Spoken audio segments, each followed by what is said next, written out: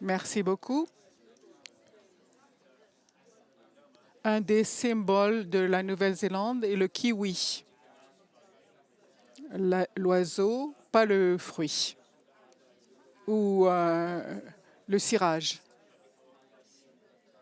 C'est un oiseau nocturne qui ne vole pas, qui est protégé parce qu'il est en danger d'extinction. Quel symbole national! Je suis une d'elles qui était venue ici pour faire partie de ce symposium. Merci pour votre invitation et votre bienvenue chaleureuse à Salt Lake City et ici. Et, et je voudrais aussi reconnaître l'évêque Lucas et le cheikh Ahmad. J'aimerais réfléchir à la coopération entre les religions en Nouvelle-Zélande avec des exemples de pratiques courantes et les défis qui nous font face à l'avenir. Mais d'abord, je suis une historienne, donc je suis biaisée pour la vie. J'aimerais bien donner un arrière-plan de ce qui se passe en Nouvelle-Zélande. Le traité de Waitangi de 1940 entre les Maoris, le peuple indigène de Nouvelle-Zélande, et la couronne est le document de base depuis des années. Il était proche d'une constitution écrite. Le 4e article de ce traité garantit les libertés religieuses. Ensuite, le Jean-Baptiste Pompallier, l'évêque catholique, a demandé de faire d'écrire ce traité. Les Wesleyans, les gens de Rome et seront protégés. Il nous faut nous souvenir du contexte historique. Il y avait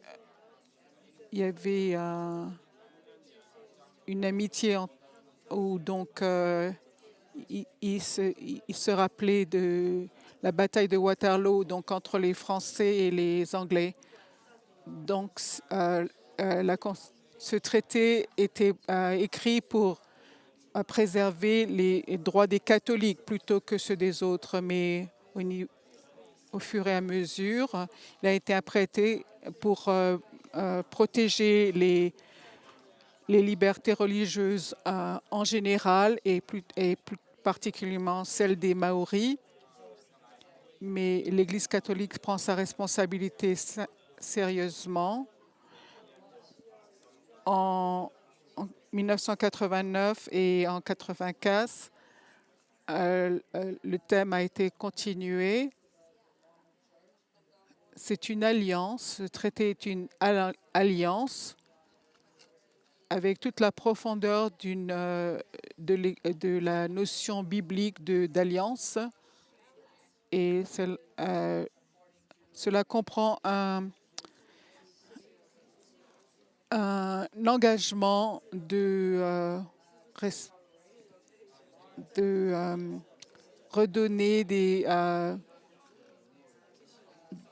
redonner aux Maoris les terres qui leur avaient été confisquées, mais il y a eu une trahison à ce niveau-là et des échecs. Donc, le tribunal Waitangi, pendant les derniers 40 ans, a accompli une certaine réconciliation. Cette alliance, dans les paroles du bishop, est aussi de l'évêque, est aussi un engagement moral. Et donc tous les réfugiés qui sont arrivés depuis 1940 et il a fallu rappeler le Premier ministre récemment. Donc, la Nouvelle-Zélande est une société démocratique qui a un peu plus de 1,5 million de personnes. Donc, la liberté religieuse et, ou croyance religieuse est protégée par la loi.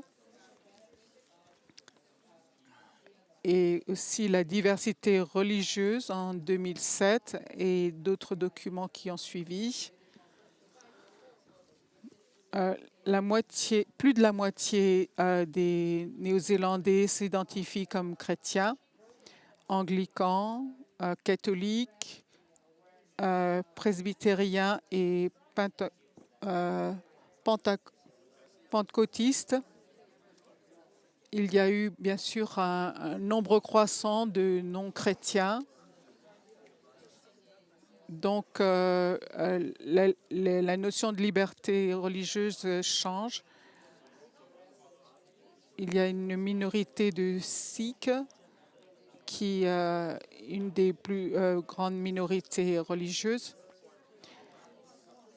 Il y a approximativement un tiers de la population qui indique qu'elle n'a pas de religion et aussi revendiquent leur liberté religieuse.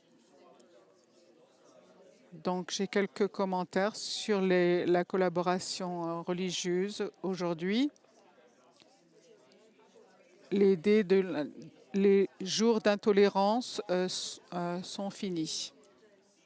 Même pendant le moment de la vie de mes parents, on disait que les catholiques ne pouvaient pas participer ou postuler et demander des permissions à cause des presbytériens qui empêchaient les catholiques de participer.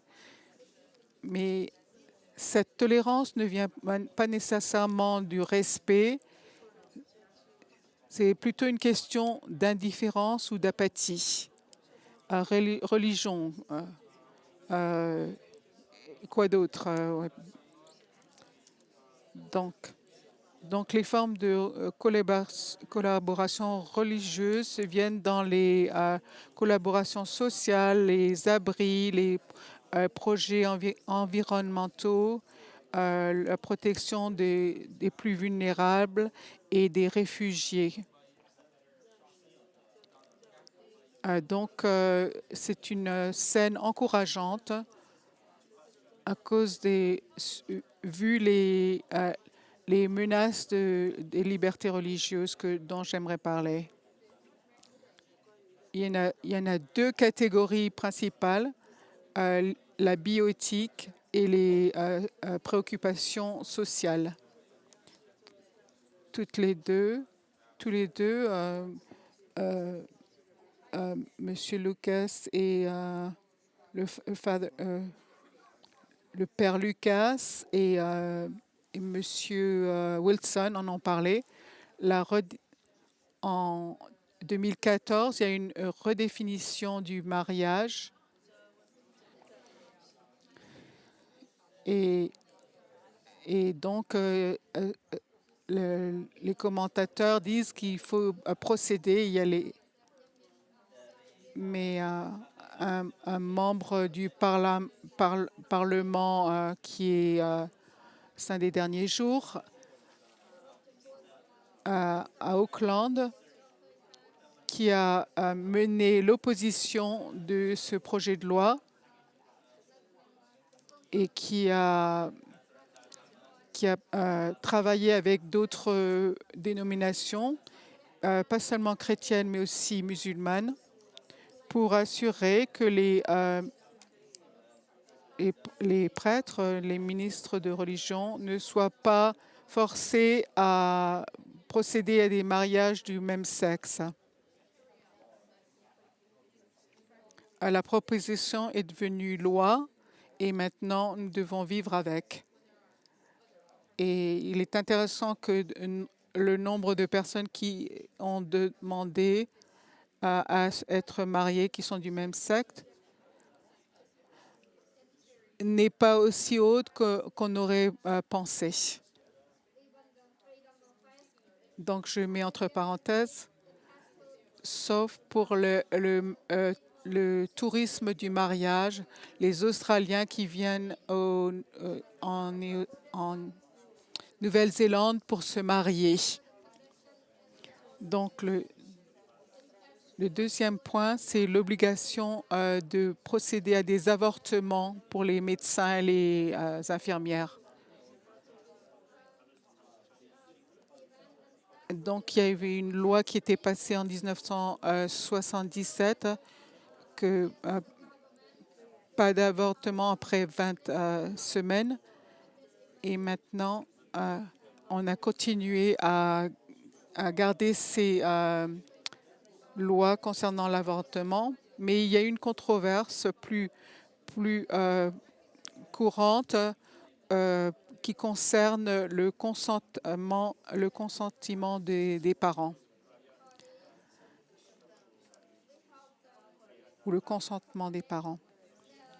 Donc, l'accord des parents pour les jeunes de moins de 16 ans. Aussi, la fin de vie, les lois, les propositions de loi sur la fin de vie. Il y a un jeune avocat qui avait une tumeur cérébrale qui voulait assurer que son docteur l'assiste pour son euthanasie ne soit pas poursuivi en justice. Donc, le tribunal a maintenu la loi qui disait qu'il serait poursuivi. Et la jeune femme est morte 3 heures après en recevant des soins palliatifs. Mais le cas était très émotionnel. Donc maintenant, il faut trouver un langage commun qui puisse permettre de parler de ces choix de fin de vie. Un autre domaine qui n'est pas aussi courant, c'est le domaine de l'eugénie. Il y avait pour certains ministères où ils étaient d'accord, où ils ont résisté, c'est de pouvoir appliquer certaines pratiques contre la procréation. Je n'ai pas très bien compris. Et là aussi des pratiques concernant les jours fériés et la possibilité de faire des achats pendant des jours comme Noël ou d'autres fêtes chrétiennes.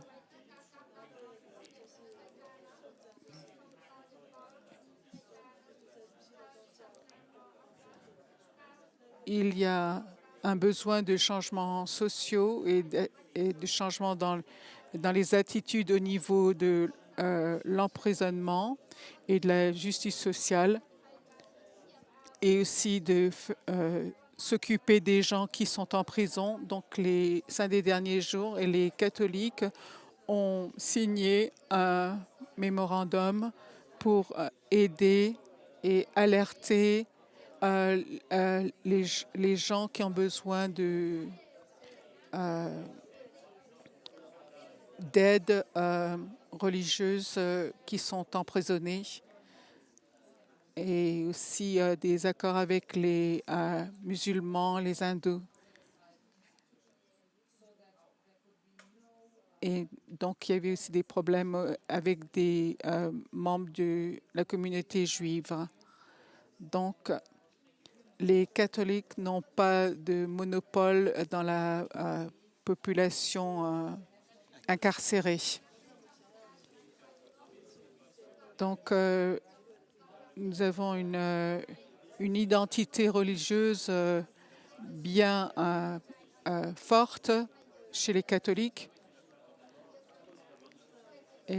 mais nous pensons que nous pouvons nous repentir. Et le troisième point que j'aimerais aussi faire au niveau de la collaboration religieuse et la liberté religieuse, c'est la bienvenue des réfugiés. La crise dans le Moyen-Orient et dans la Méditerranée, on peut la ressentir jusqu'en Nouvelle-Zélande. Les quotas de réfugiés est, est à 750 et n'a pas changé depuis des années. Donc, on met la pression sur le gouvernement pour accroître ce quota et permettre un quota d'urgence pour laisser venir certains de ces millions de personnes qui sont en mouvement. Il y a une réaction mélangée, d'un côté de la générosité et de la solidarité, et de l'autre côté la peur et l'exclusion. Et donc la plus grande préoccupation, c'est la question que seuls les chrétiens peuvent faire des demandes. Une expression qui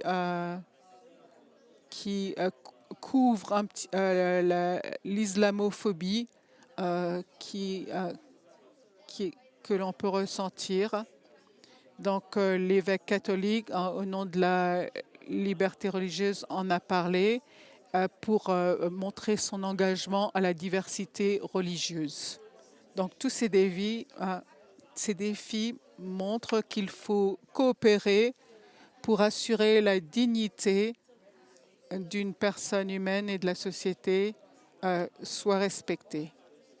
Et il y a un consensus général parmi les foi que la personne humaine est créée à l'image de Dieu, le Créateur, la source ultime de moralité et de vie.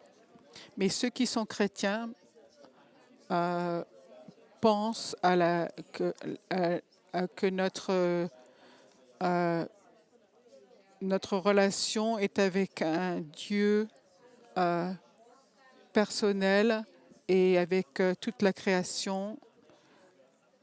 Donc, il y a encore beaucoup de choses à accomplir devant nous. Merci. Thank you.